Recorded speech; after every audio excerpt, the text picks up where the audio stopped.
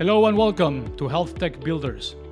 Here we explore the business of health innovation through real stories from leaders in the trenches, the wins, the failures, and everything in between. You will get insights and practical advice to help you build and lead in health tech. I am your host, Rodrigo Hute. Hi everyone, and welcome to the podcast. Today I have two very special guests. Today I have Chalice and Dee Cruit from Coalfire. Coalfire is a global leader in cybersecurity, and both Chalice and Dee are senior directors and directors at Coalfire. They both have decades of experience in cybersecurity and also helping healthcare companies, prevent, cyber attacks. So this is a hot topic today. In 2025, every CEO and senior executive should pay attention to what we're going to be talking today, because we have a big question, that I want to ask, and the big question is, why is healthcare so bad at cybersecurity? Healthcare has been under attack, from cyber criminals over the past few years. Major attacks are hitting payers, they are hitting health systems, they are hitting providers at an unprecedented rate. In just the past year, we have seen alarming rise in ransom attacks, which organizations and companies are paying millions and millions of dollars just to regain access to their systems and putting their patients and their patient privacy at risk. There are a couple of companies that have been on the news over the last couple of years. One, it's Change Healthcare. Most of you have probably heard about the issue that happened at this organization, at Change Healthcare, which exposed the private information of patients of actually over 100 million Americans, which is nearly 1/3 of the country.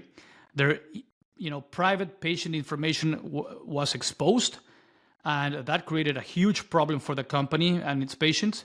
And also you have other examples like companies like 23andMe, who also had a major attack. And as you know, there are millions of consumers and patients that have that they have DNA information and so on. So today, I only have two big questions that I want to ask Chalice and Dee. So pay attention, take a lot of notes. So the first question that I want to ask is why is this happening?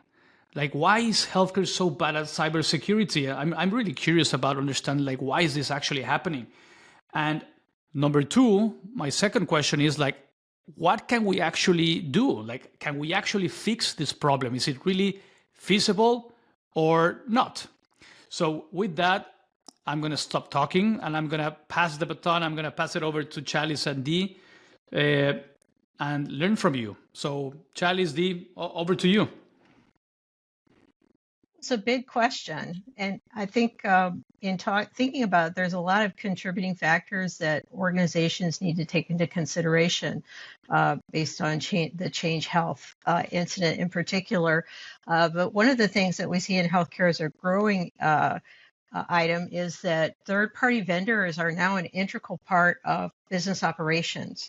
So we're seeing a lot more points of vulnerability as it relates to those relationships that those organizations have and the way they manage them, that management process. This is also compounded to some degree by the introduction of AI, where there is, depending on what kind of tools you're using, there's also the opportunity to potential opportunity to have spillage of patient information as it goes across the Ethernet, and it is used to train models of some of these tools. So that's, I think, another huge point. And then I'm going to ask Chalice to chime in and give her vision on third-party vendors, because we talk about it quite a bit. And chime in, Chalice, there. Yeah. So in addition to what Dee's already spoken on, I feel like the paradigm has kind of shifted. So healthcare is relying more on third-party vendors. We know from the Change incident that was the entry was through a vendor of the organization. We also know that we heavily rely on vendors to store, create, receive, process, maintain, transmit that sensitive data on our behalf. And we're not diving in deep enough to make sure, is this an organization that I can trust with my information? So I think that the use of third-party vendors, of managed service partners has kind of adjusted, because back in the day, we're talking 10, 15 years ago, not that long ago at all, we all had our own data centers.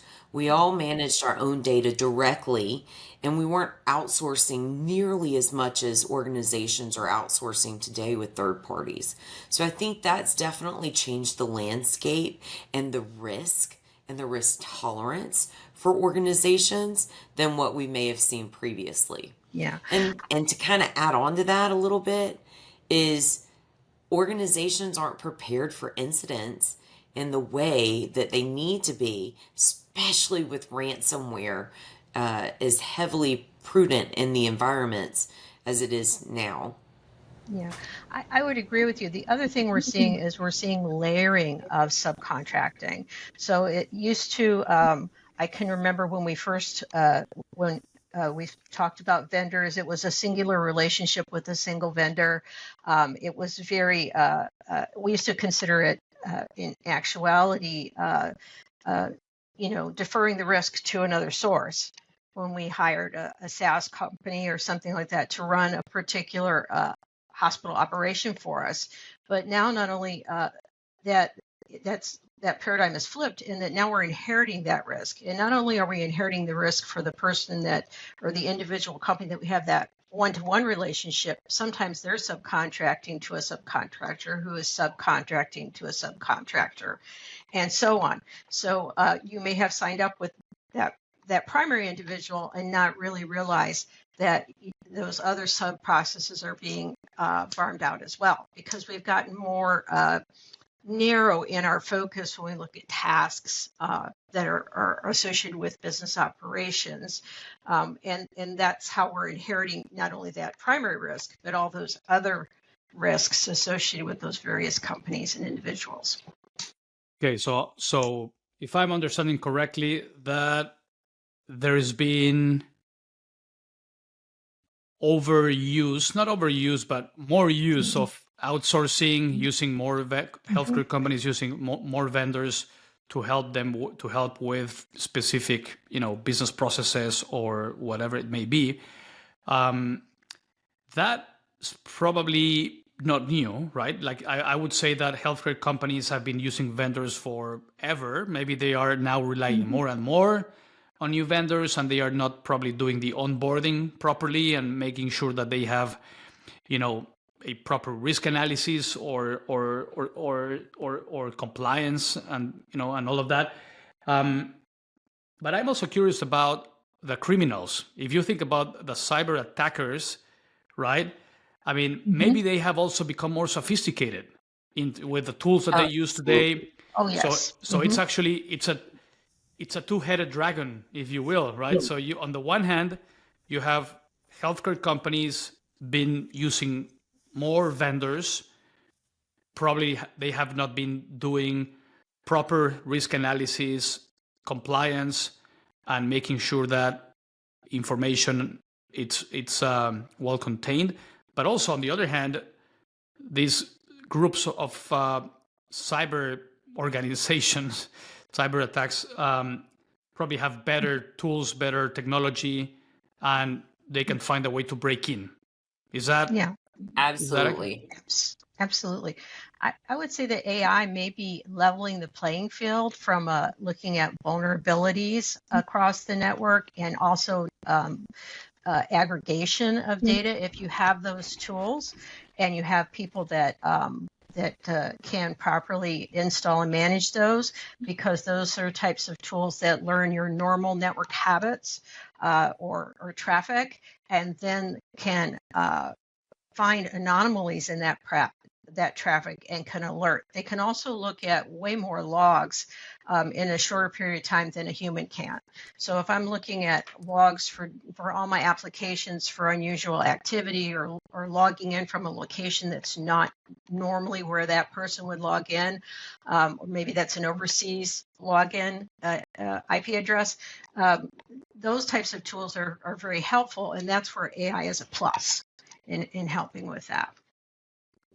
Let me ask another question. Is it possible that technology platforms, tech infrastructure that health systems, payers currently use might be not the best technology and these systems are potentially outdated? Could that be a possibility?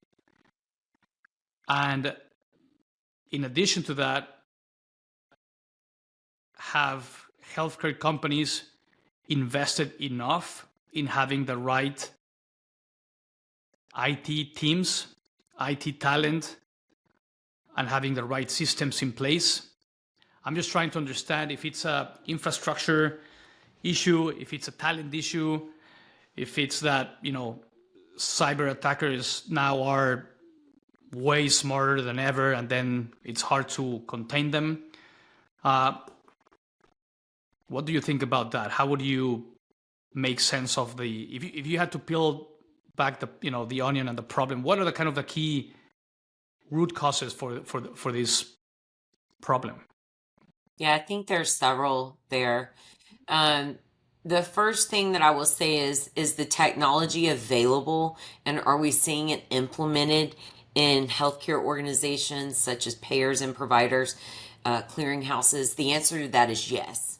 But to your second question, is the talent there managing that technology?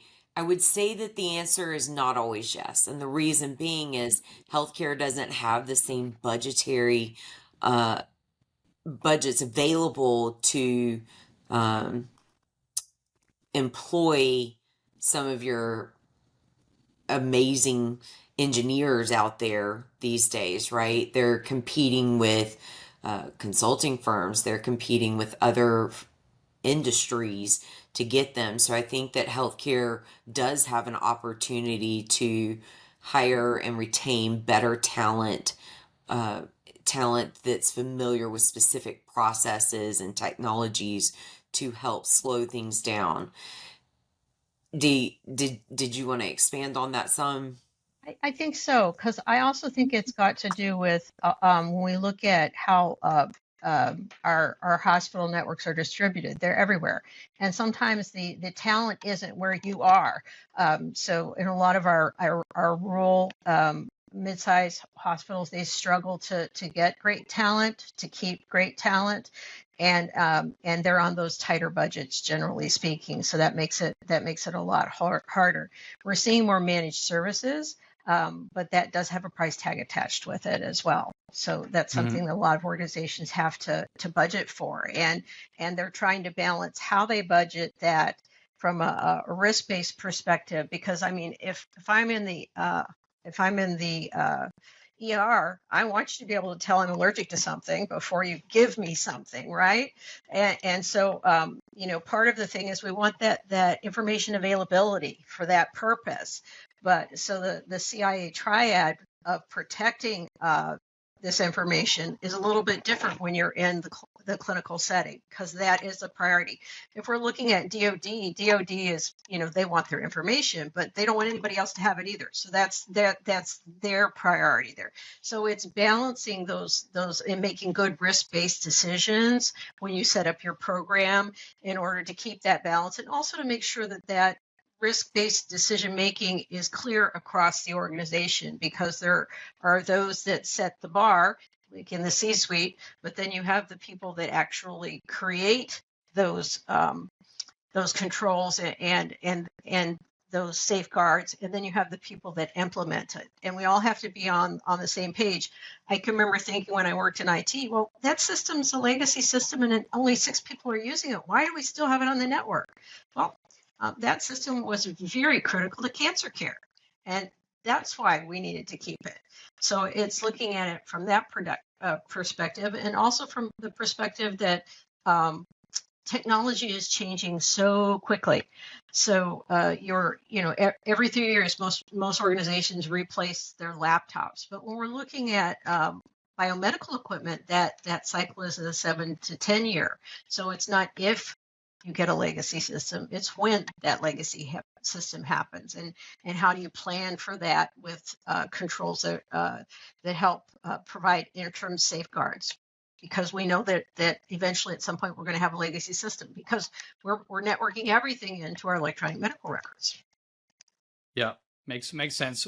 How about in terms of regulation, is there any regulation, FDA approvals, or anything that healthcare companies have to go through to be able to deliver certain services? I mean, we all know that medications, drugs, medical devices, that they require FDA approvals. But from a cybersecurity standpoint, is there anything that we need to know in terms of regulation? So from a federal perspective, any organization that creates, receives, maintains, or processes, transmits protected health information is subject to the HIPAA security rule. And so the HIPAA security rule, it's a broad statement. It's a broad legislation. It was created to be applicable from a single physician office all the way to a multi-complex provider system, to health plans, to clearinghouses, to organizations that do businesses or perform processes on behalf of any of those payers or providers or clearinghouses. So that's required. You don't get a choice on whether or not you want to participate in it, but it's very broad in nature. And so individuals like myself and Dee, who have worked with HIPAA and managed various assessments over the years, we've learned, okay, this is the expectation by OCR. OCR actually enforces HIPAA on behalf of the Department of HHS.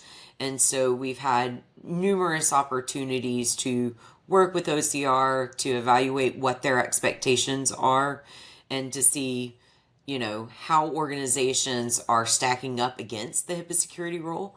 And of course, we're paying very close attention to the proposed notice of rulemaking changes that public comment closed for back in March of this year. So, yeah.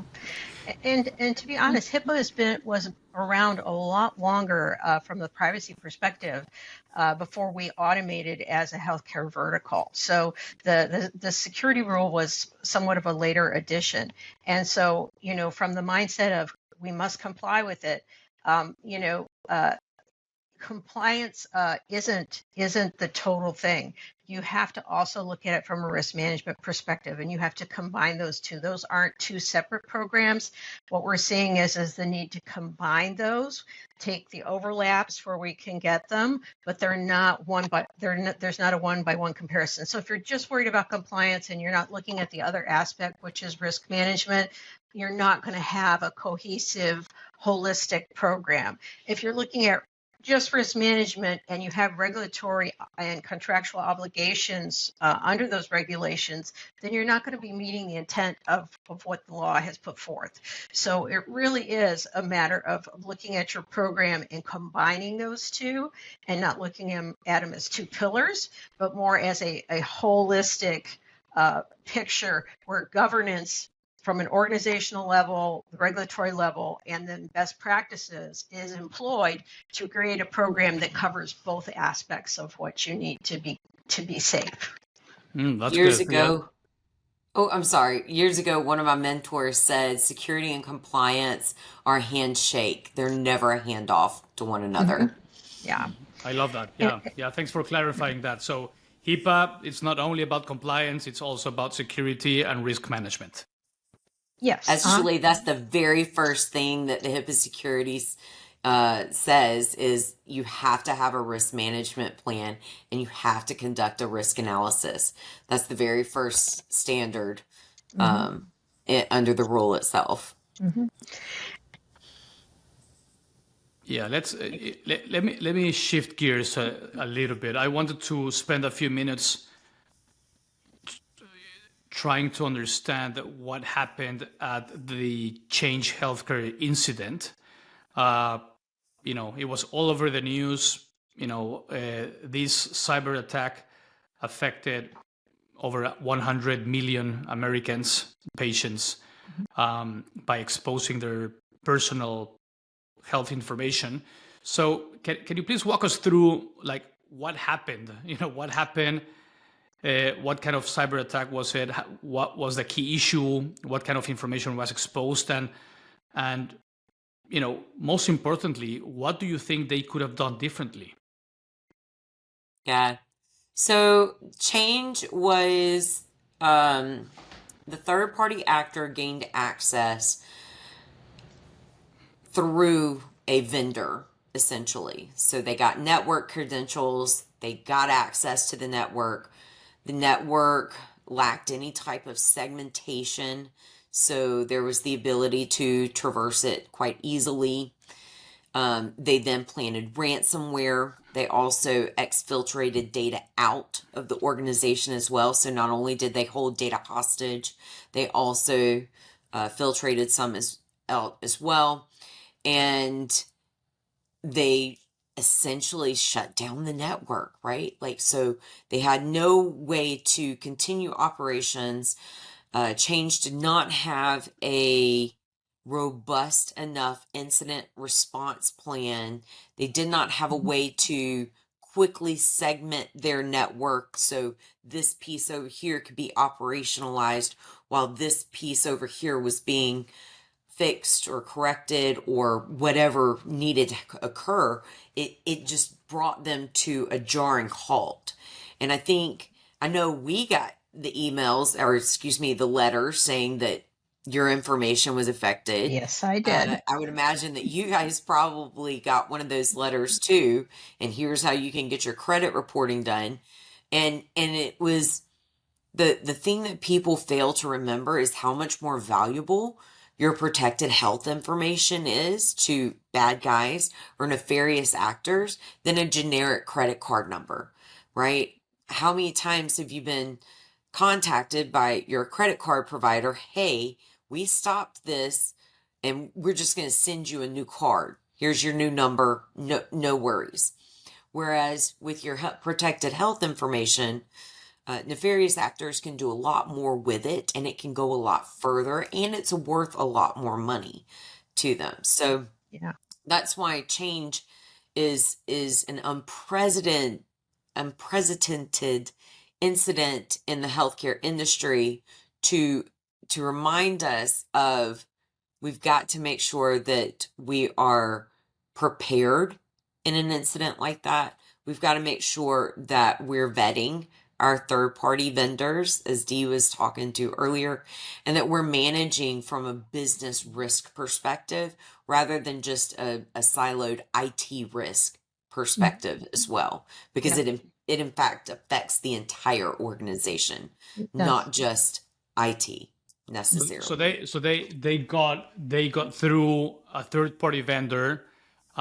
They probably didn't have their own security protocols in place, or maybe the hackers, they just found a way in and they accessed the Change network and they shut it down. They extracted information, and then what happened? They said, hey, now you have to pay me X amount of money for me to give this information back to you, or what happened? Yes. And what was the outcome? They held the information for ransom, and there's no publicly available statement that says how much Change paid for that ransom. There's no definitive statement that Change did pay a ransom either. So that has not been made publicly available. But essentially, I think the bigger takeaway from this is it happened to the largest healthcare clearinghouse in the country, and they were unprepared. So my response is not a if this occurs to another healthcare organization. It's a when it occurs to your organization, are you going to be prepared? Yeah. And the other thing is anyone who was connected to change when they were trying to determine whether something was wrong or what that thing was, a lot of organizations made the decision, I'm cutting the cord, I'm disconnecting until they can figure out what's going on over there. So that kicked in a lot of instant response plans and programs for a lot of their clients, if you will, other healthcare organizations, because it's so primarily used. I mean, some of the impacts were that people would go to a retail pharmacy and they couldn't get verification for their medications, that the insurance covered it, that kind of thing. So it was either or they couldn't get the prescriptions across. So either way, we look at that from that standpoint. We had people that needed medication that couldn't get it because there was no way to do the verifications and those kinds of things. So we saw I saw a couple of really cool, cool might not be the right word for it since it was such an impactful thing, but I did see some organizations who were highly prepared. A pharmaceutical company comes to mind in particular that we have been working with at the time. And, they were back up within 2 days because they had a very tight incident response team, a very tight plan. And they said, okay, we can't issue medications to our clients. We need to, they need it. And they went and found an alternative way to work with another organization to help them get that in place. So there was a good bit of help across the community from the clearinghouse perspective that did help limit some of the impact to patient safety that could have been much worse, I think, than what we were going to see. Yeah. But again, instant response, such an important thing that we just assume is always there. In some organizations, it's there and it's fabulous. And in other organizations, it's something that's maturing. Why is patient information so valuable to cyber criminals? What can they do with that information? It's holistically everything about you pretty much is in that one spot. All right. So you think about it when you go to your doctor and you fill out all the forms, it's not just your social security number used to be the big thing. If I had that, I could create identity theft. Well, that's not really the case now. A social security number is maybe worth 50 cents, $1. Whereas a medical record is upwards of $1,000 because it has all of your information there. It's got your address, your banking information. Yeah, you could literally become someone else with that information, and it's so comprehensive. Part of the reason it's comprehensive is because from a revenue perspective, hospitals need to be able to bill payers, things like that. Also from your history of where you live, what you've done, all of those things are in there because that it is often important to understanding your health and that kind of thing. So it's all collected in one spot. I understand the patient privacy angle that someone has access to my medical history, which is not great. I don't love that. But I'm just trying to understand the commercial aspect, the commercial angle of the value of that information to a criminal. Like, so if a cyber criminal is able to access my medical history, then why is that valuable to him or her? Is he or she going to use that information and sell it to other pharma companies or healthcare companies so that they can target me to sell me very specific products, or what can they do with it? I'm just curious about, They can commit insurance fraud. So they can create a payer card with your name on it, with their face on it, And now that they have insurance, right? And so they can go to the doctor and they can become you. They could potentially take out mortgages because they already have all of your information and they already know who you are. And then when we talk about it on a broader, larger level, a nation state attacker could want to get information about specific political individuals, high ranking military members. So there's a whole host of things that various, depending on the type of actor it is, could use that information for. And at the very basic, identity theft, especially for minors, because it's harder to track the identity theft on minors until they turn 18 and they go to apply for their first credit card or something like that. They may have no idea that their identity was stolen and 5 credit cards or a loan was opened in their name, all because they had that individual's name, they had their address, they had their birthday, they had their social, they knew where they went to doctor, they already knew how old they were. So it was easy to know that I've got a longer time before I'm caught, if I'm ever even caught. Thanks for clarifying that. And what do you think change could have done differently to prevent such attack? Can you give me a few examples of things that you would have done if you were working at Change? Absolutely. I think the first thing that we need to think about is ransomware is not new in healthcare, right? No. OCR put out a notice last year about specifically just ransomware, and making sure that your organization is prepared in the event that you're hit with ransomware. And so the question that I think board level individuals and C-level individuals need to think about is, are we prepared to respond to ransomware? Have we sat down as a team and said, what is our stance on ransomware? What is our stance on payment? Are we going to pay it? Do we have a robust enough business continuity and disaster recovery program that we would have to pay it? Do we have a robust enough backup policy and a way to come back from something like that we would consider paying it? And if we are going to consider paying it, is how much are we willing to go up to, kind of thing? How would you pay it? So most of these organizations that hold your data hostage, they're not saying, hey, send cash to this address or meet me at the corner of Main and Fifth, right? They're wanting some kind of specialized Bitcoin or some other cryptocurrency that your organization may or may not have access to. So how would you plan to pay a ransomware? And have you operationalized or have you tested, at least from a tabletop test perspective, with that executive group on how you would respond?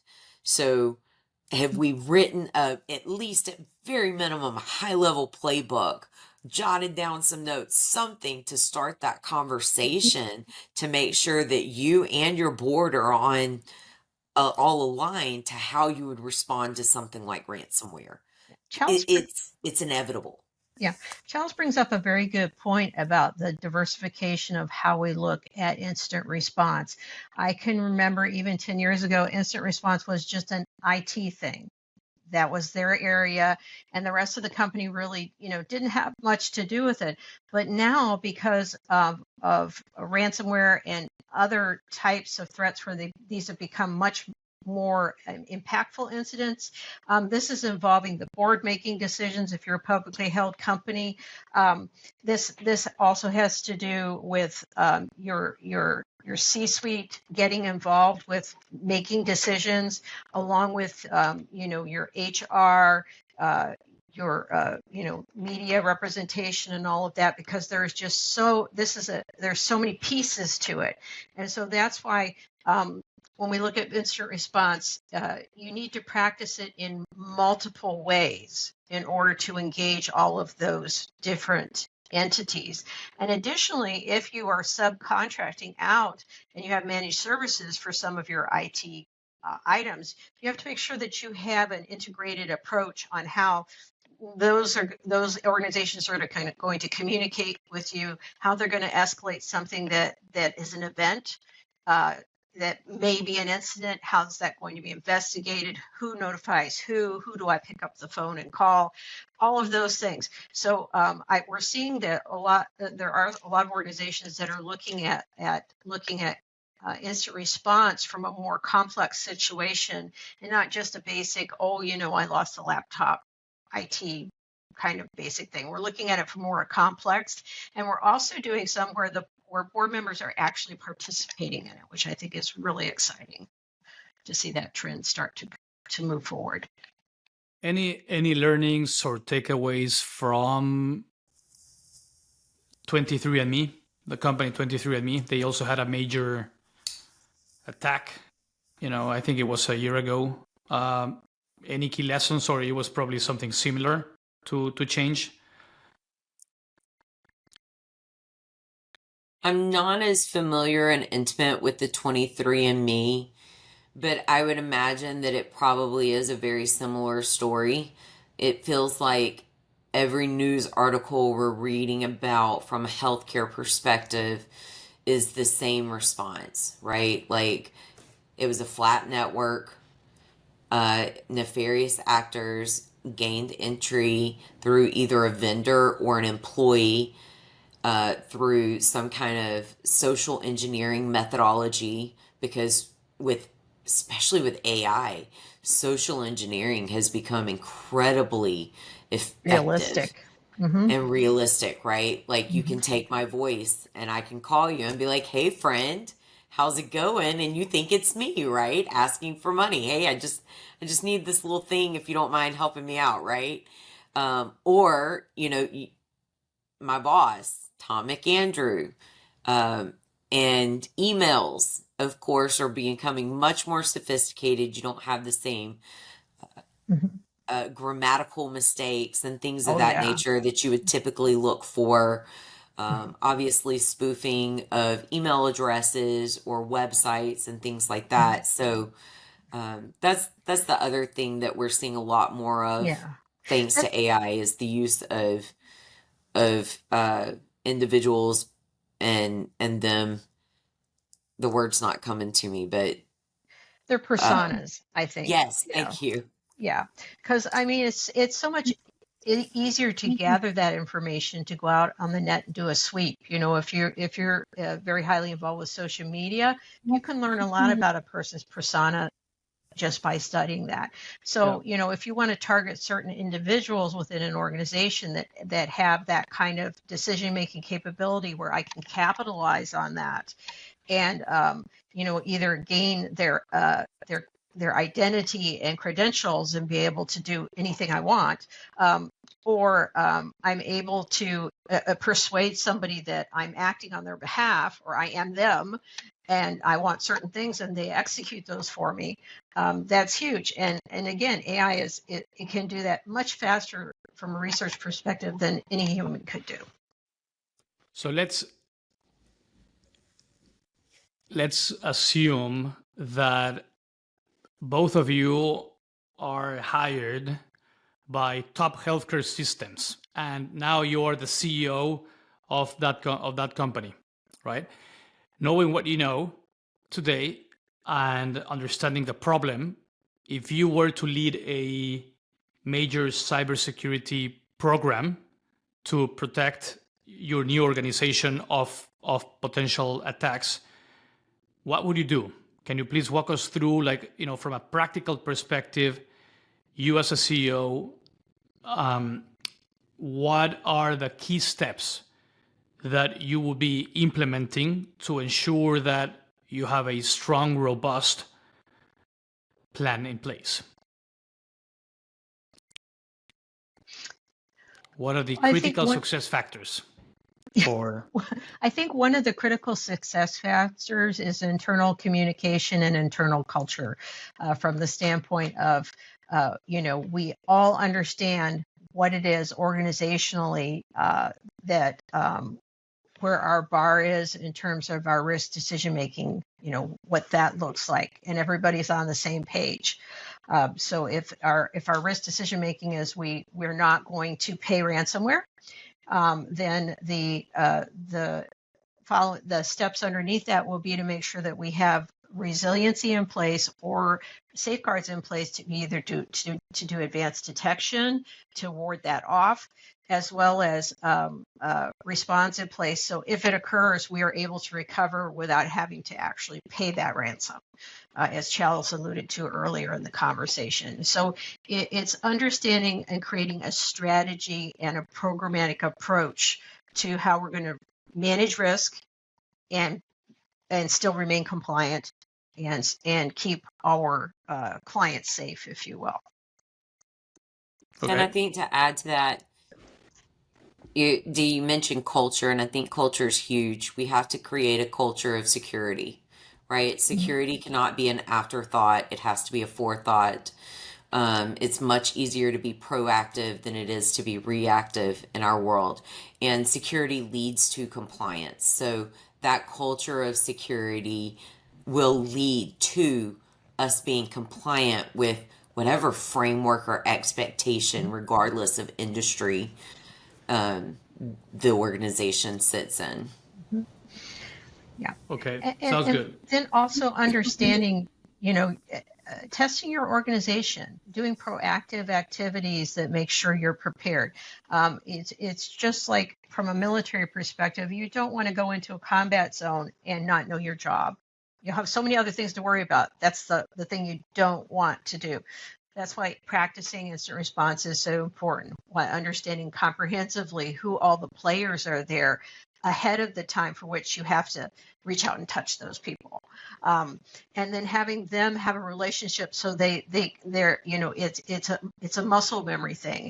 It's not I'm creating on the fly. Now sometimes you may have to adjust on the fly because there's some interesting combinations of things that occur, but if you have a team that's worked together because they've trained together, then you're going to have a much better response, a much quicker response. And then if you train all the way down the line, if you see something, say something.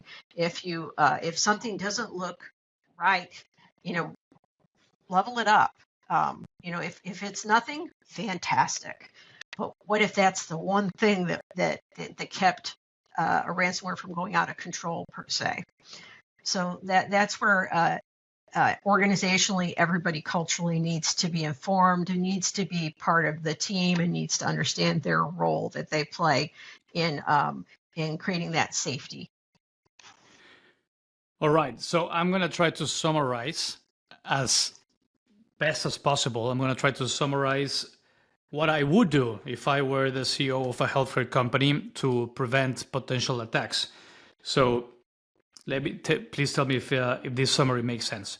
So to start off, I would really need to understand where we are today. So I would conduct a risk analysis to properly understand where the organization is today. And then, there is an element of technology. And my understanding is that some healthcare companies have legacy systems that need to be updated, making sure that you have the right technology with the right security protocols in place and so on. But it also seems that the technology exists. So technology is not a blocker in this situation. Then the other piece, it's talent. My understanding is that organizations really need to prioritize hiring the best potential talent and having strong teams in place. Also, prioritize the budgets. You talked about budgets. Probably in some cases, they might not be prioritizing security as a top agenda item. And, by having low budgets, that's an indicator that they might not be prioritizing this topic. Then the next piece, it's HIPAA, and you also mentioned about the importance of not only being HIPAA compliant, but also being HIPAA, the security piece of HIPAA, making sure that there is enough risk management in place and that both go hand in hand, compliance and security. And then finally, the final piece that UD mentioned, which I thought was a really strong point, is a culture. I think having the right culture, the right teams in place to make sure that everybody's thinking about this as part of the organizational, strategy. So that would be, that seems that would be my protocol, my strategy if I were to run a healthcare company tomorrow. Fire. Yes. Is there anything else that I missed that I didn't include? Yeah, no, I think strategy is very key, and making sure that when you create your strategy, you're creating your tactical strategy as well as a strategic strategy, because a program matures over time, but you have to take those first steps. So some of those first steps may be the very obvious low-hanging fruit items that maybe don't cost a ton of money, but may cost a little time. But you can build off of those cornerstones to build up your program. And so every year as you progress, it gets stronger, which means the culture will be stronger, which means that you'll be targeting your investments in a way that is looking at what in the future we're anticipating we'll be up against, and where do we feel right now that we're not well prepared, that we need to plug those holes, if you will, in our program. Sounds great. All right, so we have reached the end of our episode today. I wanna thank you both, Chalice and Dee. Thank you so much for your time and for sharing your knowledge. Thank you for helping a lot of companies. Thank you for having us. Yes, Yeah, it was a thank you. pleasure to be here. Thank you so much. Appreciate it. Bye-bye. Bye-bye.